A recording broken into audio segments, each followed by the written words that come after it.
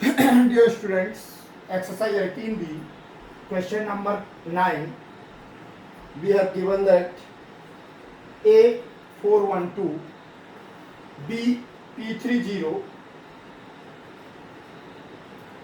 If two lines join, the pair of points 412, P30, 21 minus 1 and 432 are mutually perpendicular to each other, then find the value of P.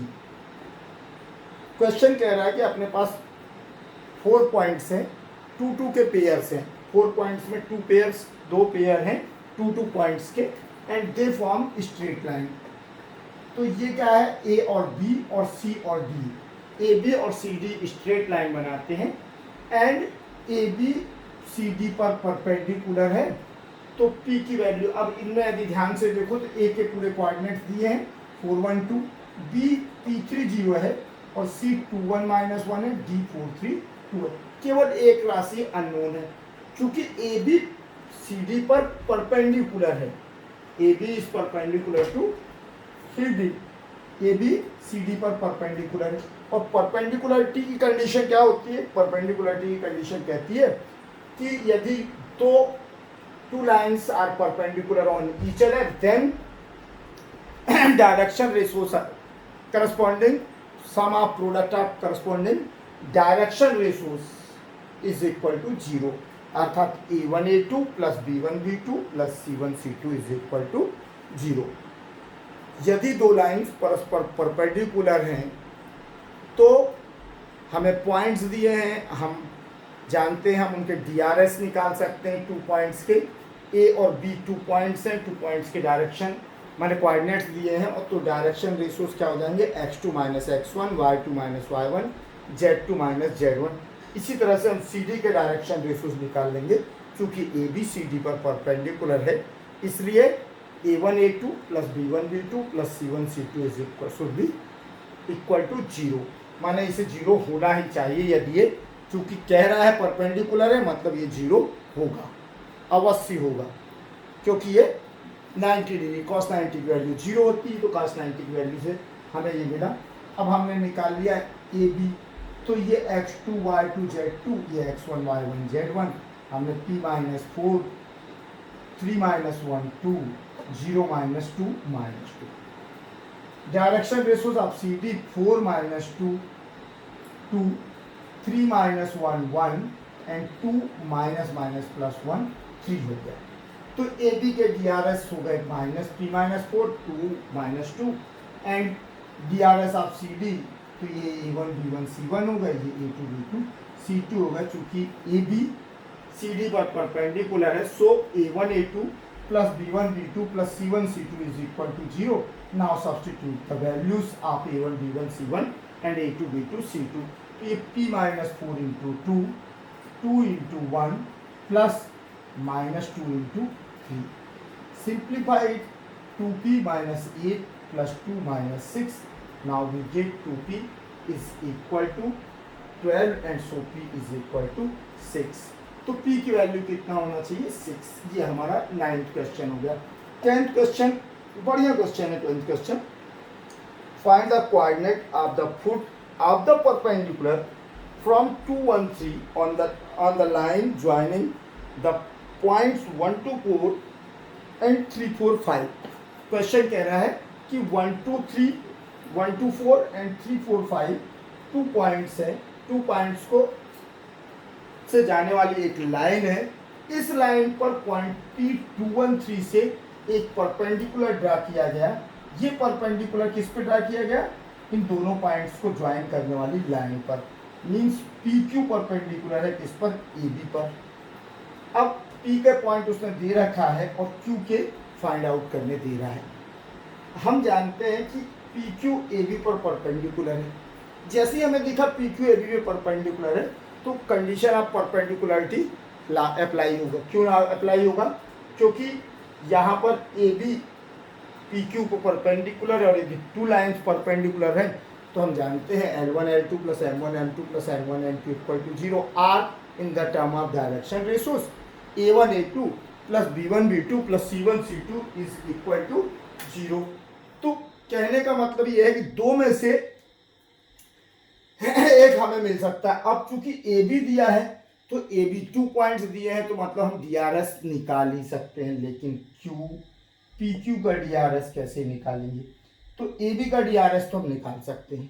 हमने suppose किया, हमने section formula पढ़ रखा है, हमने मान लिया कि ए बी को जो क्यू पॉइंट है, intersecting point of perpendicular P Q, Q का जो फुट है, इन परपेंडिकुलर का जो फुट है क्यू, हिंदी में पाद बोलते हैं, जब हम कोई परपेंडिकुलर ड्रा करेंगे तो जिस पॉइंट पर वो इंटरसेक्ट करेगा ए बी को, उसको हम कहेंगे परपेंडिकुलर का फुट। तो परपेंडिकुलर का फुट हो गया क्यू। अब हमने कहा कि ये जो पॉइंट क्यू है वो ए बी को इंटरनली लैम्डा रेशो 1 में डिवाइड करता है। किस रेशो में डिवाइड करता है? क्यू जो है foot of perpendicular on line A B intersect A B into ratio lambda ratio 1। तो जब लैम्डा रेशो 1 में 1 to 4, ए 1 to 4 और बी 3 4 5 को क्यू लैम्डा रेशो 1 में डिवाइड करता है। तो सेक्शन फार्मूला क्या होता है? इंट्रोडक्टरी में मैंने बताया था, lambda x2 plus x1 upon lambda 1, lambda plus 1, lambda y2 plus y1 upon lambda plus 1, और lambda z2 plus z1 upon lambda plus 1। किसके कोऑर्डिनेट्स हो जाएंगे? q के। चूंकि q ए बी को लैम्डा रेशो 1 में डिवाइड करता है, तो हमने सपोज किया है, तो इसके कोऑर्डिनेट क्या होने चाहिए? 3 lambda plus 1 upon lambda plus 1, 4 lambda plus 2 अपान लैम्डा प्लस 1, 5 लैम्डा प्लस 4 अपान लैम्डा प्लस 1। ये क्यू के कोऑर्डिनेट्स आ गए। अब पी के कोऑर्डिनेट्स थे, क्यू के मिल गए, तो DRS direction ratios P Q का हम निकाल सकते हैं, क्योंकि डायरेक्शन रेशियोज क्या होते हैं? x2 minus x1, y2 minus y1, z2 minus z1।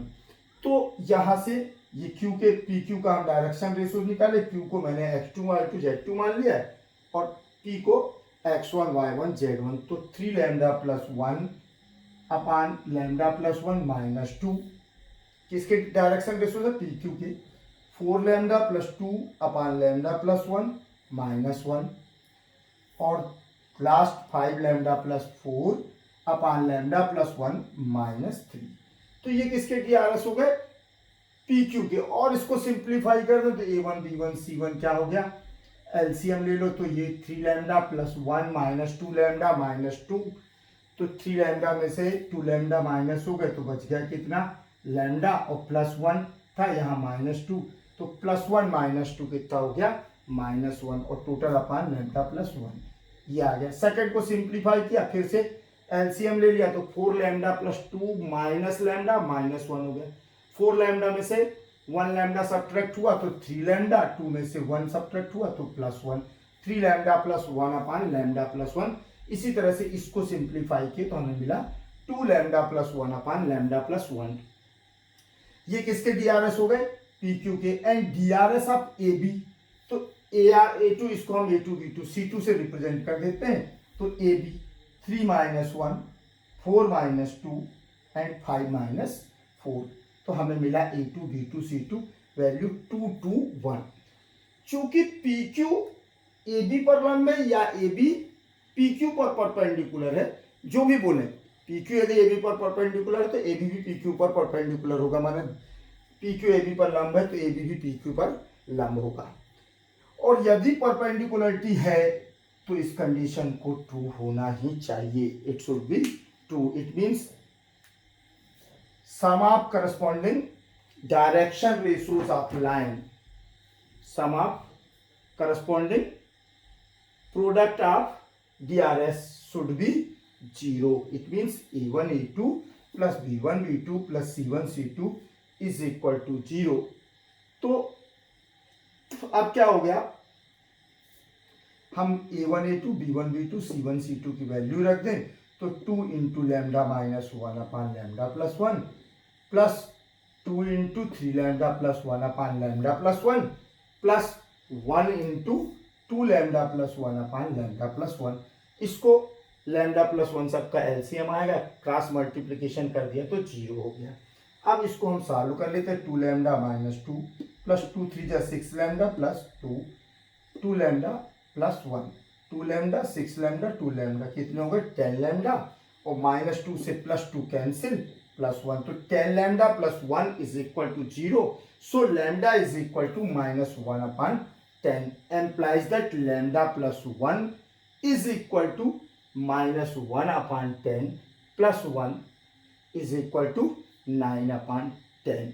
So the coordinate of Q, so the coordinate of Q is equal to, अब हम क्या करते हैं यहाँ पर लैम्डा प्लस 1 मैंने इसलिए निकाला था कि सबके डिनोमिनेटर में लैम्डा प्लस 1 था क्यू के कोऑर्डिनेट में, तो मैंने यहाँ पर अपन सॉल्व करते मैंने डायरेक्ट निकाल के रख लिया 9/10 और जब 9/10 रखेंगे तो 10 क्या आ जाएगा न्यूमरेटर में और 9 आ जाएगा डिनोमिनेटर में, तो 10/9 into 3 lambda plus 1 3 into minus 1/10 plus 1 lambda plus 1 तो इसको लिखा मैंने 10/9 इंटू 4 लैम्डा तो 4 लैम्डा 4 इंटू माइनस 1/10 प्लस 2 और last lambda plus 1 10/9 5 lambda plus 4 5 into minus 1/10 plus 4 इसको सिंप्लीफाई हमने किया तो हमें मिला 10 से 10 तीनों में कैंसिल हो गए, आंसर मिला 7/9 16/9 35/9 it will be coordinates of Q. ये क्या होने चाहिए it should B coordinates of Q, ये क्यू के कोऑर्डिनेट्स क्या हो यही होंगे 7/9 16/9 35/9। तो ये क्वेश्चन भी क्लियर हो गया। अब 11th क्वेश्चन जो है आपका बढ़िया क्वेश्चन है 11th भी कि a line makes angles alpha beta gamma and delta with the diagonals of a cube, then prove that sin square alpha sin square beta sin square gamma sin square delta equal to 8/3। पहली चीज क्या है question कह रहा है कि एक cube है उस क्यूब के जो डायगोनल्स हैं वो किसी अन्य लाइन से टर्म्स है अल्फा बीटा गैमा और डेल्टा एंगल बनाते हैं, तो टोटल क्यूब के डायगोनल्स कितने होते हैं 4 डायगोनल्स एक अन्य स्ट्रेट लाइन से एक अन्य लाइन से अलग अलग कितना कितना बना रहे हैं अल्फा बीटा गैमा डेल्टा का एंगल बना रहे हैं। तो पहले तो हमें उसके हम डीसीएस मान लेंगे एलिमेंट, लेकिन सबसे पहले तो हमें क्यूब के लिए डिसाइड करना पड़ेगा क्यूब के डायगोनल्स के एलिमेंट क्या है डीसीएस क्या है। तो इसके लिए हम सपोज करते हैं इसमें 3 क्वेश्चंस मिलेंगे। इसी तरह से एक आता है कॉस स्क्वायर अल्फा, यदि alpha beta gamma delta angle बनाता है तो prove that cos square alpha plus cos square beta plus cos square gamma plus cos square delta is equal to 4/3। और वहीं पे कॉस स्क्वायर अल्फा को हम क्या कर देते हैं 1 minus sine square alpha 1 minus sine minus सबको साइन में कन्वर्ट कर दो तो ये किस में बदल जाता है sine square alpha plus sine square beta plus sine square gamma plus sine square delta is equal to 8/3 में। 2 क्वेश्चन हो गए। इसी से थर्ड क्वेश्चन है जो बहुत बार आया है, क्या थर्ड क्वेश्चन है कि किसी भी क्यूब के 2 डायगोनल्स के बीच बनने वाला एंगल हमेशा cos इनवर्स 1/3 होता है। कितना होता है cos इनवर्स 1/3 होता है। तो ये तीनों क्वेश्चन इतना कॉमन रहेगा। अब सिर्फ हमें यदि जो क्वेश्चन बोल रहा हूं मैं उसको निकालना है तो कैसे निकालेंगे, अब इस और बनाएंगे कैसे। तो क्यूब तो सबको बनाना आता है, तो क्यूब हमने लिया, हमने क्यूब की 3 एडजेसेंट साइड्स को मतलब 3 जुड़ी हुई जो साइड्स हैं ये हमने ले लिया OA OC और OF OA OC OF OA x axis पर OC वाई एक्सेस पर और OF जेड एक्सेस पर है। तो एक कॉर्नर ओरिजिन O हो गया और OA OC और OF क्रमशः एक्स वाई जेड एक्सेस पर लाइज करती हैं। ठीक है, let three sides O A O C, O भी लिख दिया है मैंने, O A O C and O F of cube lies on X Y and Z axes. ये हमने सपोज किया कि एक क्यूब है, उस क्यूब की थ्री साइड्स कौन कौन सी, ओ ए ओ सी और ओ एफ क्रमशः एक्स वाई जेड एक्सेस पर लाइज करती हैं। और क्यूब की अपने को मालूम है कि हर साइड की लेंथ इक्वल होती है, तो हमने कहा कि if the length of a side of a cube be a then coordinates of its vertices. यदि एक साइड की लेंथ ए है तो ओ से ए तक की डिस्टेंस कितनी होगी, ए, क्योंकि ये साइड है, क्यूब की वन साइड है, तो ए के कोऑर्डिनेट्स क्या हो जाएंगे, ये एक्स एक्सेस पर ए पॉइंट है तो वाई और जेड कोऑर्डिनेट 0 0, ए का कोऑर्डिनेट कितना हो गया, ए 0 0। अब हम आए बी पर, ओ के कोऑर्डिनेट्स कितने हो जाएंगे, ओरिजिन है 0 0 0। ओ से ए पर आए, ए से बी पे गए, तो ओ से ए तक कितना है, ए, और ए से बी तक कितना चलेंगे, ये भी एक साइड है तो ए, तो ये क्या हो गया, ए, ये वाई एक्सेस के पैरेलल चले, ए 0, जेड एक्सेस पे अपन नहीं चले।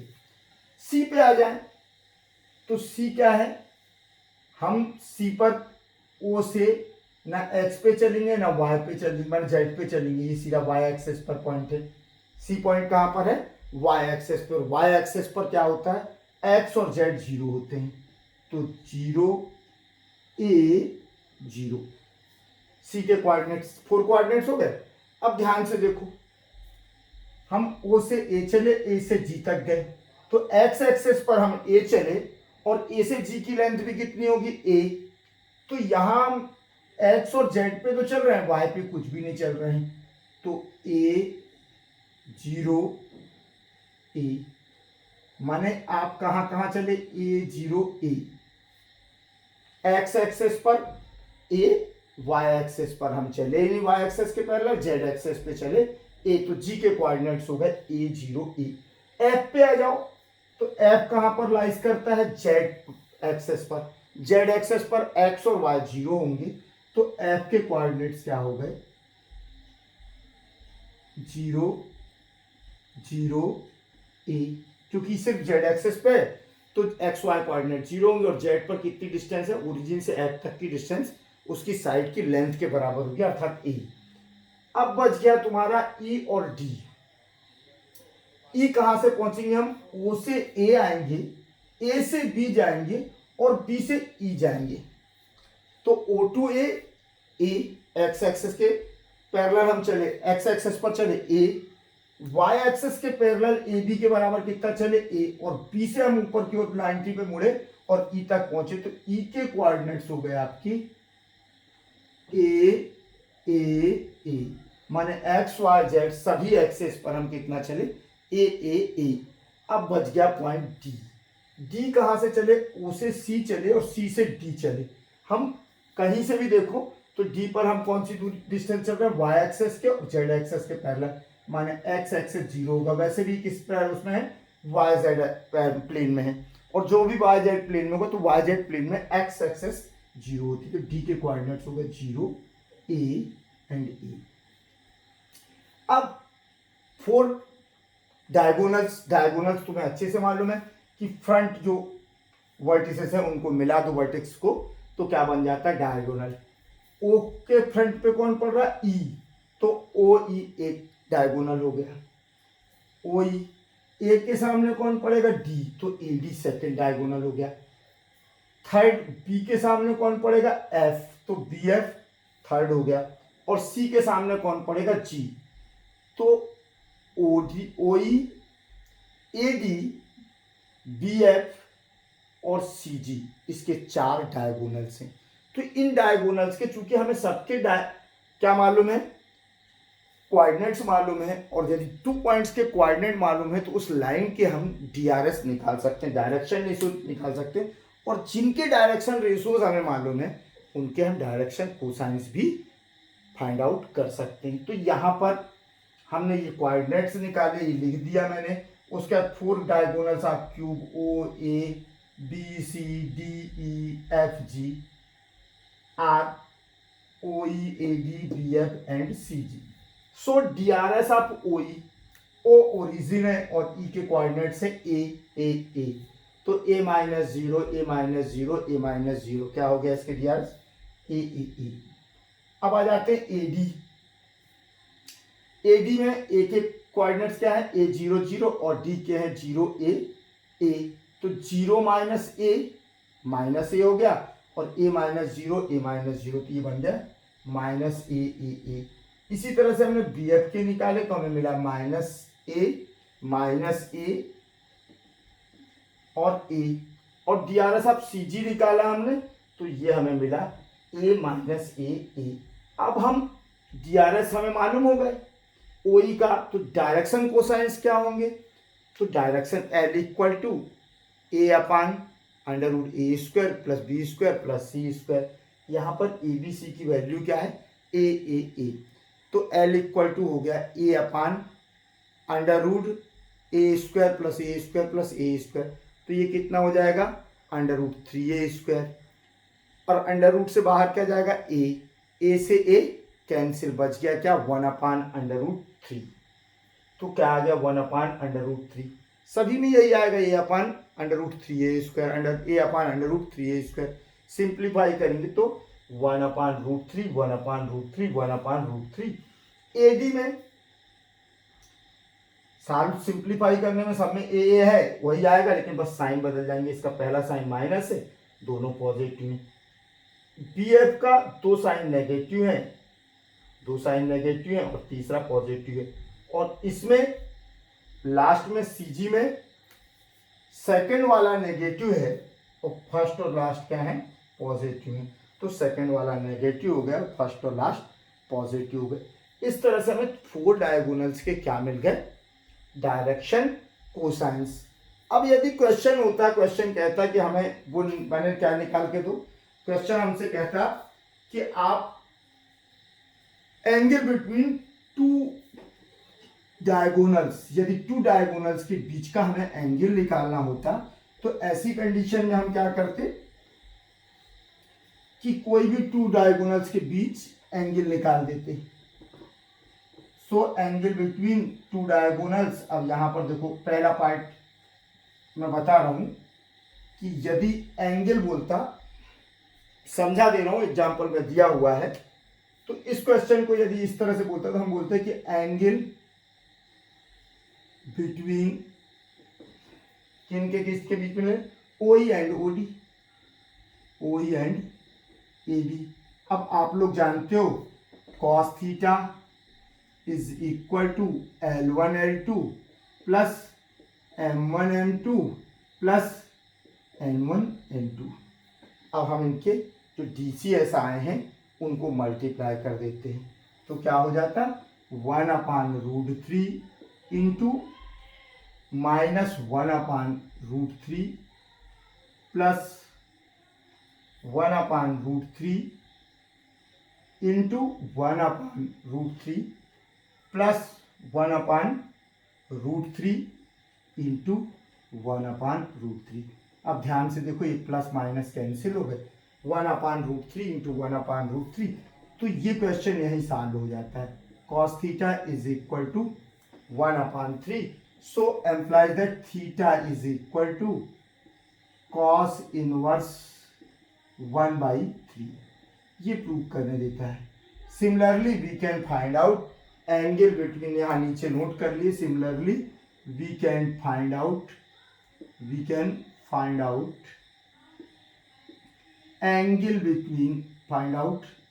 Angle between OE and AD के बीच निकाला था, AD and BF, BF and CG और OE एंड CG। तो यदि तुम सबको निकालोगे तो तुम्हें क्या मिलेगा, थीटा इज इक्वल टू, किसी भी दो के बीच में निकालोगे, angle between 2 diagonals will be always, angle between 2 diagonals of a cube is always cos inverse 1/3, cos inverse 1/3। तो ये क्वेश्चन, ये एग्जाम्पल में आपको दिया हुआ है, इसलिए इसको मैंने समझा दिया। अब आप कर लेना। हम जिस क्वेश्चन को लेके चल रहे हैं पहले उसको मैं कंप्लीट कर दूं। दूसरा क्वेश्चन है cos स्क्वायर अल्फा, तो पहले उसी को प्रूव करेंगे। Let the DCS of given line be LMN। हमने सपोज कर दिया कि diagonals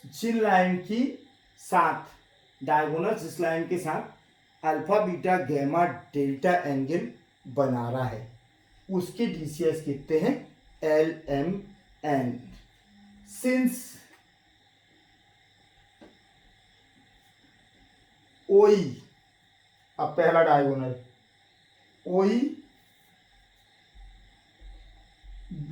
DCS of given line, तो गिवन लाइन PQ नाम दे दें। हाँ, given line PQ, late the DCS of given line PQ भी LMN। Since angle between PQ and OE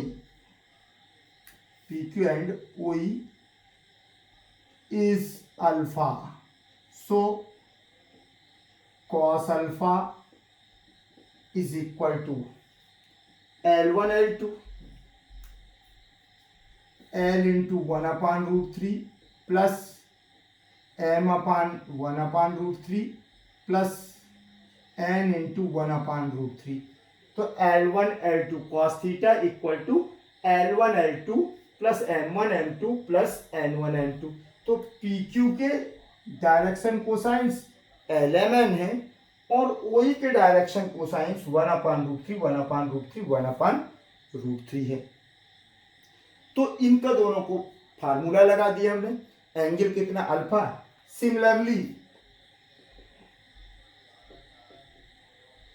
similarly PQ makes angle beta gamma delta with the diagonals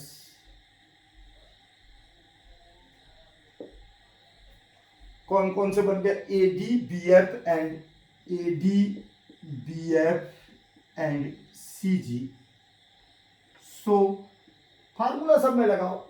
cos beta, इसको दे देते हैं equation number 1, cos beta is equal to, अब -1/√, तो एक ही minus है, बाकी कुछ नहीं। L minus L/√3 plus M/√3 plus N/√3, equation number 2। And cos gamma, अब थर्ड वाले का देख लो, 2 माइनस है, 1 प्लस है, तो -L/√3 माइनस M/, मल्टीप्लाई तो कर सकते हो ना, मैं डायरेक्ट नोट कर देता हूँ कि यही आना, बस साइन पर चेंज होना है। एंड cos डेल्टा, तो cos delta is equal to, अब लास्ट वाले में देखो कितने सेंटर का है, सेंटर DCS नेगेटिव बाकी पॉजिटिव है, मतलब L/√3 plus minus M/√3 plus N/√3, ये हो गया 4।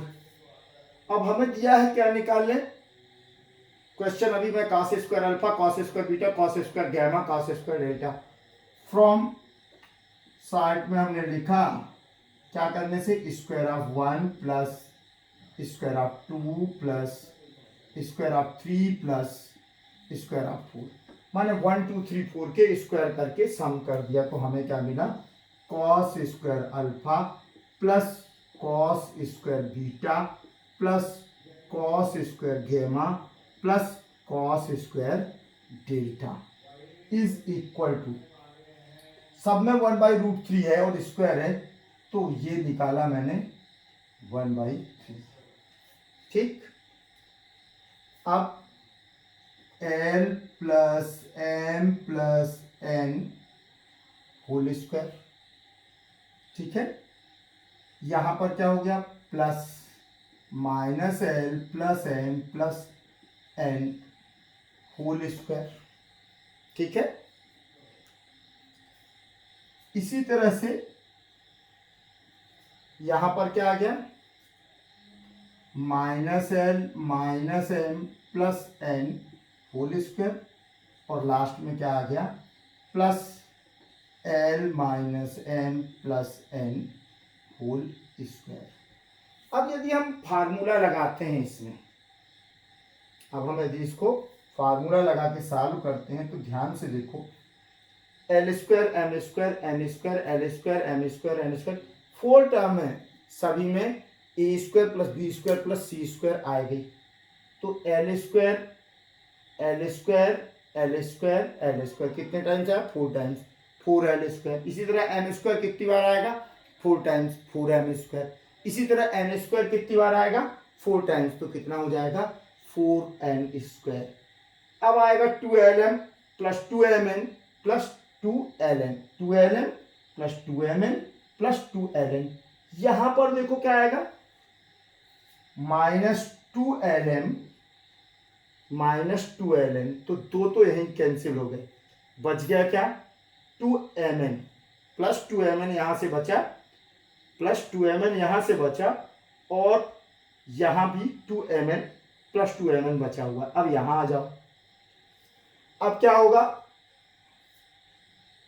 Minus l into n l होगा,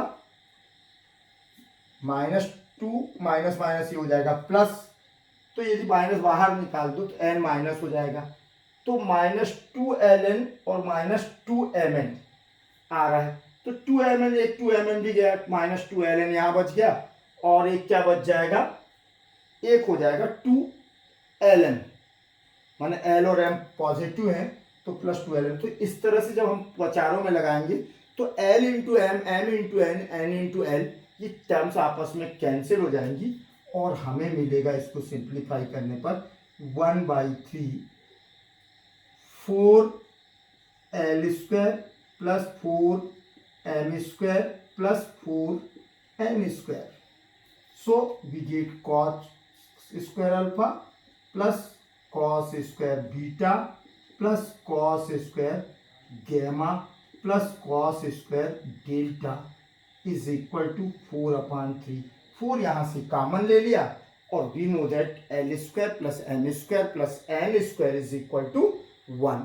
तो चूंकि l square plus m square plus n square 1 होता है, और 4 हमने कॉमन ले रखा है, तो ये दूसरा क्वेश्चन हो गया।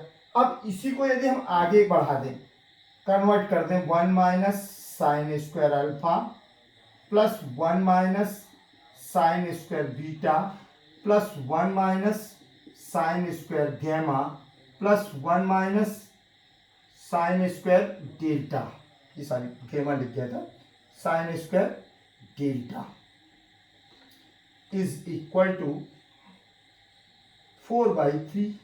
ये कितना होगा बेटा, 1 2 3 4, और ये माइनस में, तो इसको यहां से माइनस साइन कॉमन ले लो, ये हो गया sine square alpha plus sine square beta plus sine square gamma plus sine square delta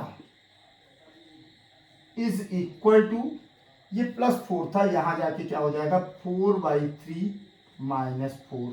अब एलसीएम लोगे तो क्या हो जाएगा, 4 इंटू 3 माइनस 12, तो 4 माइनस 12 कितना हो गया, -8। तो माइनस माइनस प्लस हो जाएंगे, और आप लोग को फाइनली मिला sine square alpha plus sine square beta plus sine square gamma plus sine square delta is equal to 8/3।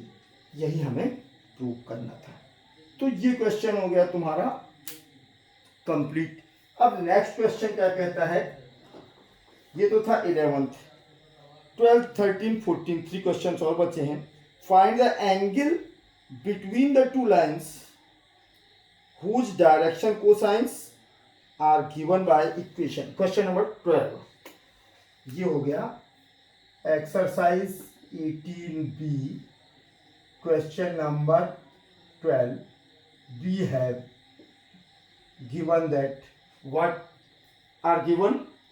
तो ये क्वेश्चन कहता है कि find the angle between the two lines, दो लाइन के बीच का एंगल हमें क्या फाइंड आउट करना है, whose direction cosines are given by equation. We have given two equations in term of direction cosines. L plus n is equal to 0 and 2L plus 2m minus ln is equal to 0. अब पहली चीज तो ये है कि two lines के direction cosines जो है, क्वेश्चन कह रहा है कि टू लाइंस डायरेक्शन कोसाइंस के टर्म्स में, उनके इक्वेशन ये हैं. तो इन लाइंस के बीच में जिनके डायरेक्शन कोसाइंस इन इक्वेशंस के फॉर्म में लिखे गए हैं, उनसे पहले डायरेक्शन कोसाइंस फाइंड आउट करो और ये दो लाइन फॉर्म करेंगे, उन दो लाइनों के डायरेक्शन कोसाइंस हैं, उन्हें फाइंड आउट करो और उनके बीच का एंगल निकालो. हम जानते हैं कि यदि L1 M1 N1 L2 M2 N2 मिल गए तो हमें एंगल निकालना हमारे लिए बड़ी चीज नहीं है, क्योंकि cos theta is equal to L1 L2 plus M1 M2 plus N1 N2. पर ये तो एक सिंगल इक्वेशन है, लीनियर इक्वेशन है, इसमें L की पावर 1 है, M की पावर 1 है, N की पावर 1 है, तो ये एक ही स्ट्रेट लाइन को शो करता है. लेकिन यहाँ ध्यान से देखो, 2L 2M इनमें पावर 1 है, यहाँ पर पावर कितनी होगी 1 इंटू 1. 1 इंटू 1 का मतलब है जब क्वाड्रेटिक इक्वेशन होते हैं तो उसके टू सॉल्यूशंस होते हैं. जब किसी भी टर्म में पावर, वेरिएबल की पावर जो है कसम क्या हो रहा हो 2 आ रहा हो तो 100% है, उसके कितने सॉल्यूशन होंगे, 2 सॉल्यूशन होंगे. यदि 3 आ रहा हो किसी भी टर्म में तो कितने सॉल्यूशन होंगे, 3 सॉल्यूशन होंगे. तो ये हो गया हमारा equation 1 and equation 2. From equation 1 अब हम सब्स्टिट्यूट करते हैं. फ्रॉम इक्वेशन 1 इसको हम सॉल्व कर लें तो L इक्वल टू हम क्या लिख सकते हैं, for equation 1 L is equal to, चल नीचे नोट कर देता हूं, L is equal to minus M plus N, equation number 3. Substitute L is equal to, substitute L equal to, substitute value of L into equation second. First से हमने क्या किया, दो इक्वेशन है, इन टू इक्वेशंस की सहायता से हमें इन क्वाड्रेटिक इक्वेशंस को सॉल्व करना है. एक क्वाड्रेटिक रहेगा ही रहेगा, तभी दो सॉल्यूशन हो सकते हैं. अब हमने यहाँ L की वैल्यू को 2L को 2 इंटू माइनस, ये -2 सामने कर दो, M plus N plus 2M minus L की वैल्यू क्या है, minus minus plus M plus N into N. या इसको हम और सिंप्लीफाई करना चाहें तो और सिंपल वे में क्या करते हैं तो वो ज़्यादा इजी पड़ेगा. यहाँ पर इसको थोड़ा सा मैं संशोधित कर रहा हूँ इजियर करने के लिए. तो ये अपन यहाँ से 2 कॉमन निकाल लें तो ये क्या हो जाएगा, L plus M minus Ln is equal to 0.